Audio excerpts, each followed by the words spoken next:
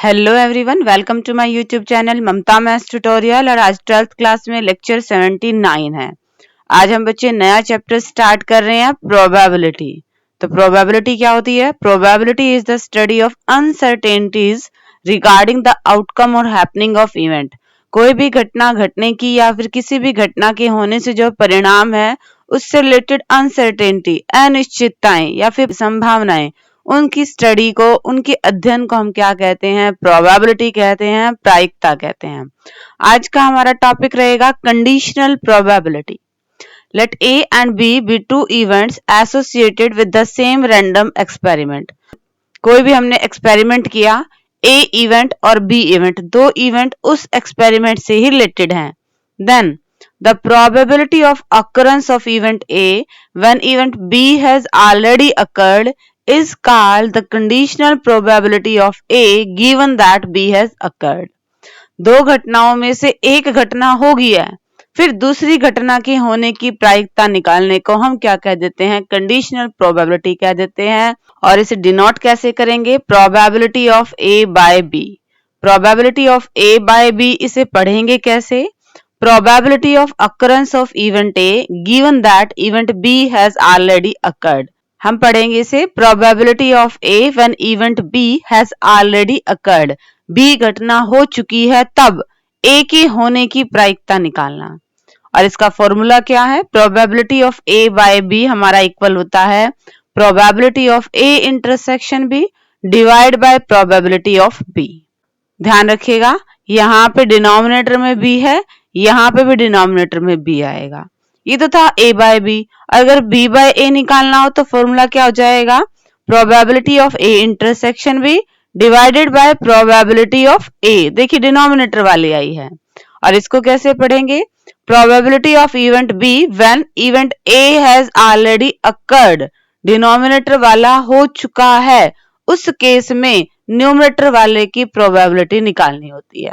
ये है आपके पास कंडीशनल प्रोबेबिलिटी। अब कंडीशनल प्रोबेबिलिटी की कुछ प्रॉपर्टीज हैं, उन्हें डिस्कस करते हैं। तो हम डिस्कस करेंगे अब प्रॉपर्टीज ऑफ कंडीशनल प्रोबेबिलिटी। चार प्रॉपर्टीज हैं बेसिकली। फर्स्ट देखिए, probability of S when F is occurred equal to probability of F by F for which is equal to 1। Conditional probability of S when f is already exist। Formula क्या कहता है? probability of s intersection f divide by probability of f। s और f की intersection करेंगे तो क्या आएगा? f ही आएगा, क्योंकि e और f तो क्या है? हम जो इवेंट्स लेते हैं वो हमारे s सैंपल स्पेस से ही लेते हैं। तो ये क्या आएगा? probability of f upon probability of f। और ये क्या आएगा आपके पास? 1। ठीक है, ऐसे ही अगर आप इसको निकालेंगे तो वैल्यू क्या आएगी? 1। Second, probability of A union B over F equal to probability of A by F plus probability of B by F minus में probability of A intersection B by F. जहां पे ए और बी तो दो event है sample space के, और F कोई और इवेंट है जो कि इसकी प्रोबेबिलिटी क्या है आपके पास? 0 के बराबर नहीं है।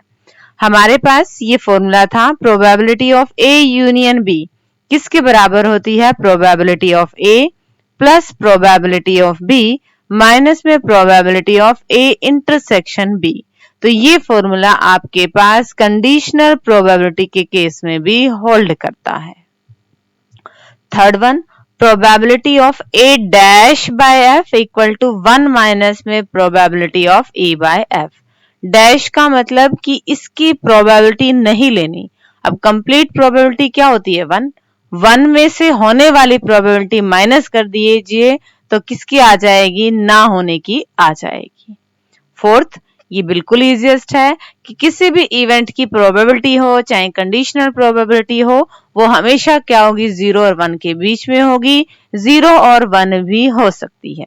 तो ये चार आपके पास प्रॉपर्टीज थी कंडीशनल प्रोबेबिलिटी की। और अब डिस्कस करते हैं हम एग्जांपल्स को। Example 1, if probability of A equal to 7 by 13, probability of B equal to 9 by 13, probability of A intersection B equal to 4 by 13, evaluate probability of A by B। तो पहले हमने probability of A by B का formula लिखा, probability of A intersection B divided by probability of B. अब A intersection B की भी value हमें दे रखी है, प्रोबेबिलिटी ऑफ बी वाली भी हमें वैल्यू दे रखी है, बटे के नीचे बटे टर्म है, पलट गई, कैंसिल आउट हो गई, ये हमारा आंसर आ गया। Example 2, a family has 2 children, एक परिवार में 2 बच्चे हैं। What is the probability that both the children are boys given that at least one of them is a boy। अब परिवार में 2 बच्चे हैं, हमने बॉय को बी से डिनोट कर दिया और गर्ल को जी से। तो सबसे पहले हम सैंपल स्पेस निकाल लें, सारी पॉसिबिलिटी। भाई या तो दोनों लड़के हो सकते हैं, या पहला वाला बच्चा लड़की, बाद वाला बच्चा लड़का, पहले वाला बच्चा लड़का और बाद वाली बच्ची लड़की, या फिर दोनों लड़कियां भी हो सकती हैं। अब देखिए साफ साफ हमें स्टेटमेंट में दिख रहा है कि यहाँ पे 2 इवेंट है। एक तो क्या, both the children are boys, इसको हमने मान लिया ई। तो इसमें कौन कौन से एलिमेंट आएंगे, सिर्फ यही एलिमेंट आएगा। और एफ हमने इवेंट मान लिया, at least one of them is a boys, भाई कम से कम एक लड़का है, कम से कम एक है, ज्यादा कितने ही हो हमें कोई फर्क नहीं पड़ता। आगे हमारे पास इंटरसेक्शन भी निकाल लेते हैं हाथ के हाथ। दोनों में क्या कॉमन है, ये वाला एलिमेंट कॉमन है। अब सबसे इंपॉर्टेंट चीज हमें निकालना क्या है, हमें ई बाय एफ निकालना है या हमें एफ बाय ई निकालना है। ये इस पे डिपेंड करेगा कि हमारा इवेंट हो कौन सा चुका है, गिवन कौन सा है। गिवन है at least one of them is boy, जो कि हमारे पास एफ था, यानी कि गिवन आपका कहां जाएगा, नीचे। आपको निकालना है probability of E bye F. Formula हमारे पास है ई इंटरसेक्शन एफ अपॉन में probability of F. E intersection F की प्रोबेबिलिटी क्या बनेगी, एक ही एलिमेंट है 1/4। एफ की प्रोबेबिलिटी क्या बनेगी, 3 एलिमेंट है 3/4। 4 क्यों लिख रहे हैं, क्योंकि सैंपल स्पेस में 4 एलिमेंट है। अब बटे के नीचे बटे टर्म है, पलट जाएंगे, कैंसिल आउट हो गए और ये हमारा आंसर आ गया। बच्चे इस टाइप के क्वेश्चन में सबसे इंपॉर्टेंट क्या है, पहले तो आप इवेंट को डिफाइन कर दीजिए, ठीक है। फिर ये देखना है कि आपको कंडीशनल प्रोबेबिलिटी किसकी निकालनी है, ठीक है। ई बाय एफ का मतलब conditional probability of V when F is already exist. इस केस में आपने ये नहीं निकाल देना है, क्यों, क्योंकि ई आपका जो डिनोमिनेटर में होता है वो आपका गिवन होता है, और यहाँ पे गिवन क्या है, एफ गिवन है, तो ई बाय एफ ही निकालना पड़ेगा। अब डिस्कस करते हैं नेक्स्ट एग्जाम्पल। एग्जाम्पल 3 देखिए, 10 cards numbered 1 to 10 are placed in a box. एक बॉक्स है और उसमें 10 कार्ड हैं और हर एक पे नंबर लिखा हुआ है 1 2 3 4 5 6 7 8 9 10 तक लिखा हुआ है। मिक्स अप थोरोली, इनको मिक्स कर दिया, and then 1 card is drawn randomly, और फिर उनमें से रैंडमली एक कार्ड निकाल लिया। If it is known that the number on the drawn card is more than 3, what is the probability that it is an even number. तो हमारे पास फर्स्ट स्टेप इवेंट डिफाइन कीजिए। यहाँ पे हमें 2 इवेंट दिख रहे हैं, number on the drawn card is more than 3 और it is an even number. तो हमने ए को क्या मान लिया, इवन नंबर वाला, और बी को मान लिया ग्रेटर देन 3 वाला। आप बी को इवन भी मान सकते हैं, ऐसी कोई कंडीशन नहीं है कि आपने फर्स्ट वाला यही मानना होता है, ठीक है।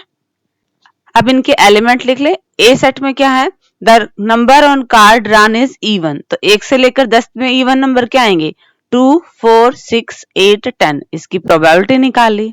बी में क्या है, नंबर ग्रेटर देन 3, 3 से बड़े, 4 5 6 7 8 9 10, 7/10 आ गया।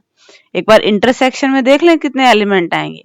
इंटरसेक्शन में आएगा 4 6 8 और 10, 4 एलिमेंट आएंगे। तो probability of A intersection B क्या आ जाएगी, 4/10। अब आपने ए बाय बी निकालना है, बी बाय ए निकालना है। हमें गिवन क्या दिया हुआ है कि नंबर क्या है, 3 से बड़ा है, हमें b दिया हुआ है, तो हम निकालेंगे probability of a by b। Probability of a intersection b divide by probability of b। a intersection b 4/10 और प्रोबेबिलिटी भी 10/7।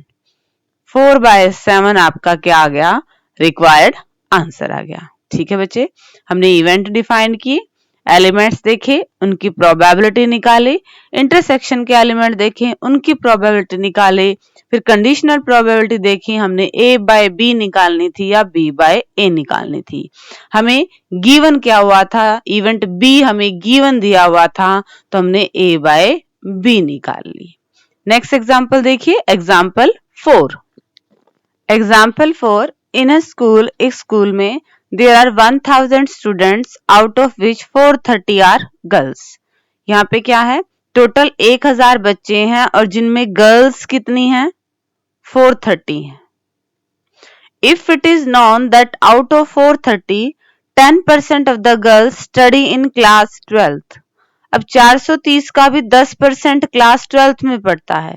गर्ल्स जो क्लास 12th में पढ़ती हैं वो है 430 का 10%, ये कितना आ गया आपके पास, 43।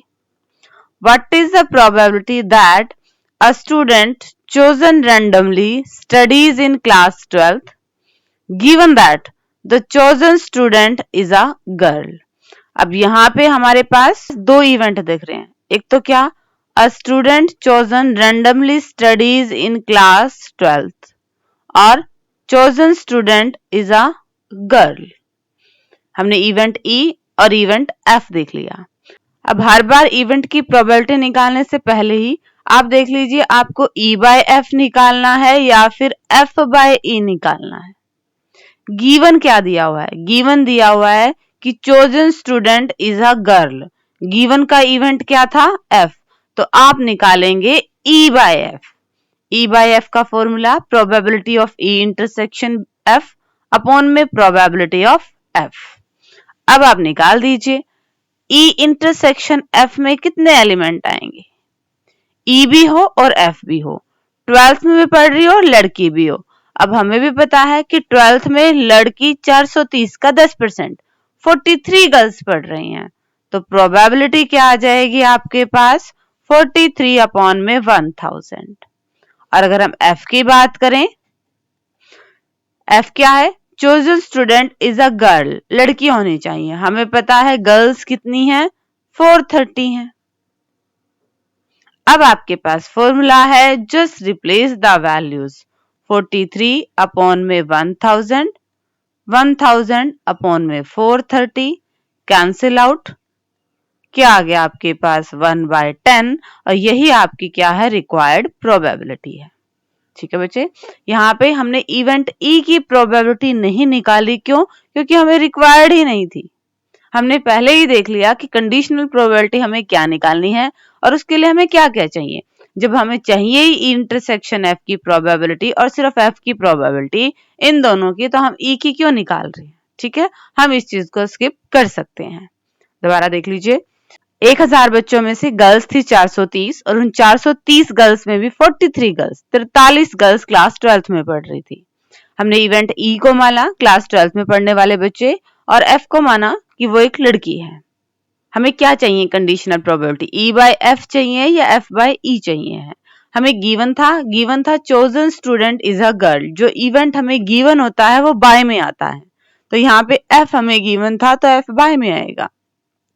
हमें निकालनी है probability of E by F, formula रखा, उसके लिए हमें E इंटरसेक्शन ऑफ और F की प्रोबेबिलिटी चाहिए थी।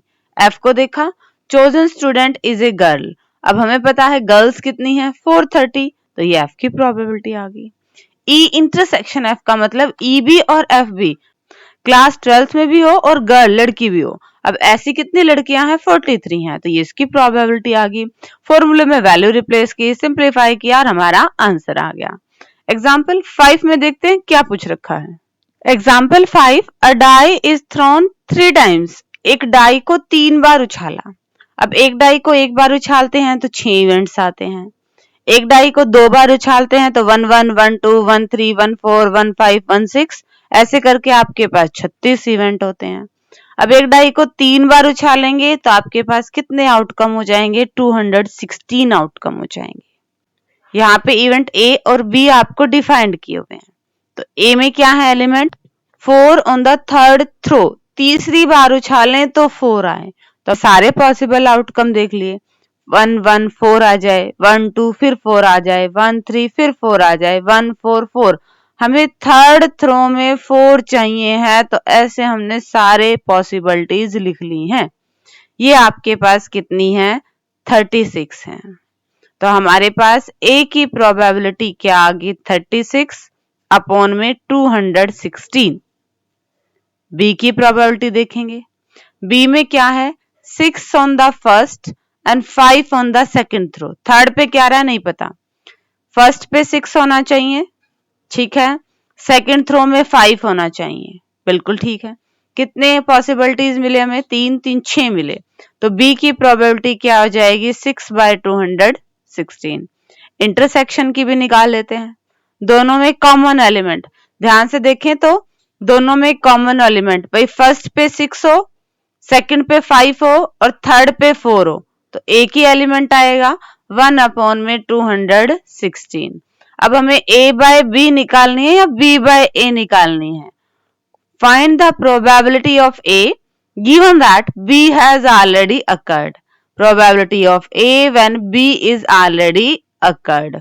फॉर्मूला है, फॉर्मूले में वैल्यू रिप्लेस कर दीजिए, a इंटरसेक्शन b अपॉन में प्रोबेबिलिटी ऑफ b 1/216 और b की प्रोबेबिलिटी रखी 216/6। 1/6 आपके पास आपका रिक्वायर्ड आंसर आ गया। इसमें यहाँ पे इवेंट भी आपको डिफाइन थे और साफ साफ दे रखा था कि क्या निकालना था, a बाय b निकालना था। हमने a के एलिमेंट रखे, a की प्रोबेबिलिटी निकाले, b के एलिमेंट रखे, b की प्रोबेबिलिटी, इंटरसेक्शन में एलिमेंट देखे, उनकी प्रोबेबिलिटी। फॉर्मूला है, just replace the value and you got your answer. Next example, example 6 की स्टेटमेंट देखिए।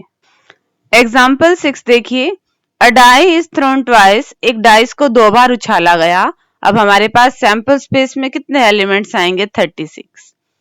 And the sum of numbers appearing is observe to be 6। और क्या देखा कि उन डाई पे जो नंबर्स आ रहे हैं उनका जोड़ क्या है? 6 है। What is the conditional probability that the number 4 has appeared at least 1। अब यहाँ पे हमें साफ साफ 2 इवेंट दिख रहे हैं, एक तो सम ऑफ नंबर 6 हो और एक कम से कम एक बार क्या है? 4 आए। इवेंट ई मान लिया, इवेंट एफ मान लिया। E number 4 appears at least once, तो ई के एलिमेंट क्या आ जाएंगे? 4 1 4 2 4 3 4 4 4 5 4 6 1 4 2 4 3 4 5 4 6 4। यानी कि एक बार क्या आना चाहिए? डाई को उछाले तो एक बार 4 आना चाहिए एटलीस्ट, कम से कम। ज्यादा बार आ रहा है नो मैटर, कम से कम एक बार आना चाहिए। एफ में क्या ले लिया? सम ऑफ नंबर 6 आए, वो आउटकम उन दोनों को जोड़े तो 6 आए। 1 और 5 6, 2 और 4 6, 3 और 3 6, 4 और 2 6, 5 और 1 6। अब इवेंट ई भी है आपके पास, इवेंट एफ भी है। इंटरसेक्शन में देख लें कितने एलिमेंट आएंगे। इंटरसेक्शन में आएंगे आपके पास 2 4 और 4 2, 2 एलिमेंट आएंगे कि इनका जोड़ 6 भी होना चाहिए और कम से कम एक बार 4 भी आना चाहिए। अब हमें E बाय F निकालना है या हमें F बाय E निकालना है। गिवन क्या है? गिवन है कि नंबर्स का सम 6 होना चाहिए। F गिवन है तो आपको probability of E by F निकालना है। फॉर्मूला है probability of E intersection F upon में probability of F। E intersection F की प्रोबेबिलिटी 2/36, F की प्रोबेबिलिटी 5/36। कैंसिल आउट हो गए, क्या आ गया आंसर? 2/5। अगेन हमारा वही प्रोसीजर है, पहले हमने इवेंट को डिफाइन किया, फिर उनकी प्रोबेबिलिटी निकाली, फिर देखा कि हमें कंडीशनल प्रोबेबिलिटी के अकॉर्डिंग E बाय F चाहिए या F बाय E चाहिए।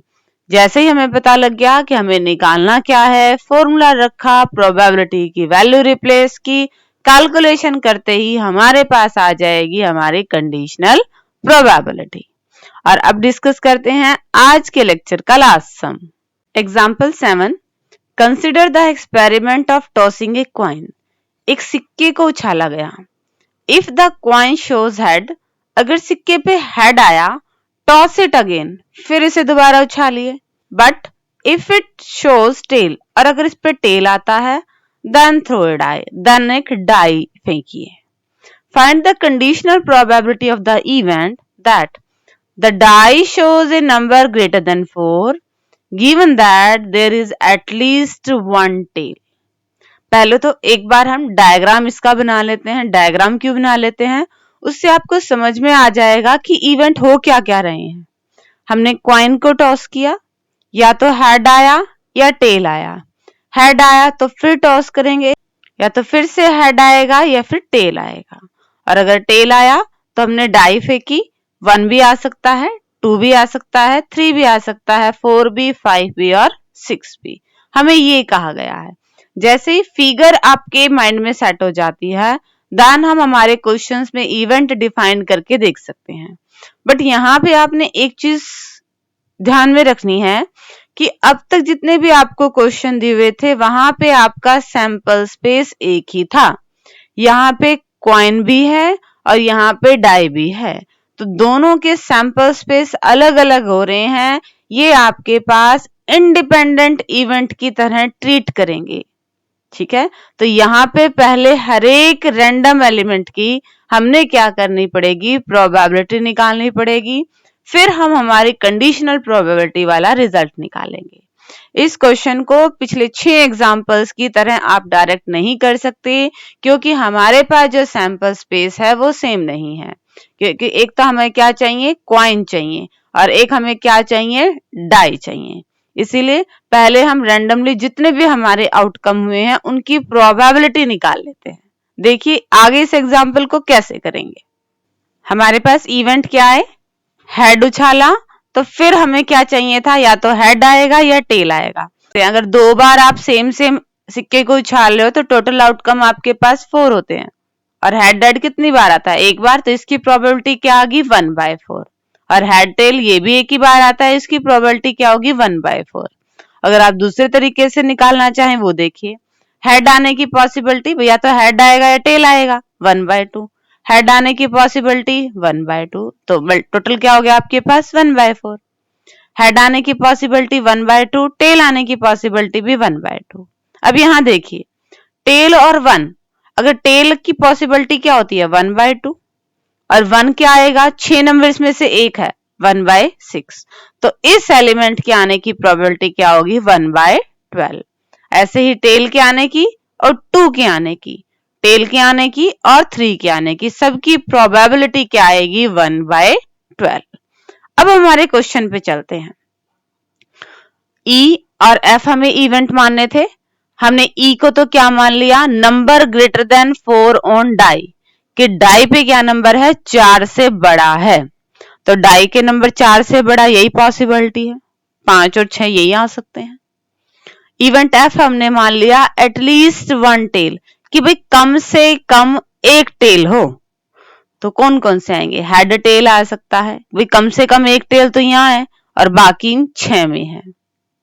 इंटरसेक्शन की बात करें तो इंटरसेक्शन में भी 2 एलिमेंट कॉमन है। हमारे पास ई आ गया, हमारे पास एफ आ गया, और हमारे पास ई इंटरसेक्शन एफ आ गया। अब हम निकालते हैं इनकी probability, probability of E intersection F, यानी कि इस इवेंट की भी हम प्रोबेबिलिटी निकालेंगे और इसकी प्रोबेबिलिटी भी निकालेंगे। प्रोबेबिलिटी हम ऑलरेडी निकाल चुके हैं, 1/12 और 1/12, तो इस इवेंट की प्रोबेबिलिटी आपके पास क्या आ गई, 1/6। सिमिलरली हम एफ की निकाल लेते हैं। एफ के इवेंट जितने भी थे उन सब की प्रोबेबिलिटी को ऐड कर दिया, HT, T1, T2, T3, T4, T5, T6, इन सब की प्रोबेबिलिटी हम निकाल रहे हैं और हमारे पास प्रोबेबिलिटी क्या आ गई है, 9/12 कैंसिल आउट होके 3/4। क्या हमें E भी निकालना पड़ेगा, उसके लिए हम पहले ही देख लेते हैं कि हमें E/F निकालना है या F/E निकालना है। ध्यान में रहे बच्चे, हमें गिवन क्या है, एटलीस्ट वन टेल वाला इवेंट हमें गिवन है। ये हमें गिवन है तो हमने निकालनी है E by F। Probability of E निकालने की कोई जरूरत नहीं है, फॉर्मूला है उसकी वैल्यू रख दीजिए, E इंटरसेक्शन F अपॉन में probability of F। E intersection F की प्रोबेबिलिटी 1/6, F की प्रोबेबिलिटी 4/3, कैंसिल, क्या आ गया आपके पास 2/9 और यही आपका रिक्वायर्ड आंसर है। दोबारा देख लीजिए बच्चे कि इस केस में हम एक चीज एक्स्ट्रा कर रहे हैं औरों से। हमारे पास डायरेक्ट सैंपल स्पेस नहीं आ रहा है, क्यों? क्योंकि एक तो आपको कॉइन को टॉस करना है और एक आपके पास डाई है। तो यहाँ पे जितने भी पॉसिबिलिटीज हैं, जितने भी इवेंट हुए, उन सब की प्रोबेबिलिटी हमने अलग से निकाली। हेड आने की पॉसिबिलिटी क्या होती है 1/2 और नंबर आने की 1 2 3 डाई पे नंबर आने की प्रोबेबिलिटी क्या होती है 1/6। जैसे हमारे पास अलग अलग इवेंट की प्रोबेबिलिटी आ गई, अब हमने हमारा कंडीशनल प्रोबेबिलिटी वाला काम किया। हमने इवेंट डिफाइन की, देखा E बाय F निकालना है या F बाय E निकालना है। जैसे ही पता लग गया उसका फॉर्मूला देखा, उसके लिए हमें E इंटरसेक्शन F की प्रोबेबिलिटी चाहिए थी, F की प्रोबेबिलिटी। अब E इंटरसेक्शन F की प्रोबेबिलिटी के लिए जितने भी एलिमेंट्स थे उस इवेंट में, उनकी अलग अलग प्रोबेबिलिटीज जो निकाल रखी थी, उनका यूज करते हुए हमने E इंटरसेक्शन F की प्रोबेबिलिटी निकाल ली, F की प्रोबेबिलिटी निकाल ली, फॉर्मूले में वैल्यू रिप्लेस किया और कैलकुलेशन करते ही रिक्वायर्ड आंसर आ गया। ठीक है बच्चे, मोस्ट इंपोर्टेंट क्वेश्चन था ये। तो होप कि आपको ये एग्जांपल्स अच्छे से समझ में आ गए होंगे। डिस्क्रिप्शन में ये हैंड रिटन नोट्स हैं, ये ले लीजिएगा और आगे सिलेबस करने के लिए मेरे चैनल से जुड़े रहिए। इसे लाइक कीजिए, शेयर कीजिए, सब्सक्राइब कीजिए। Thank you.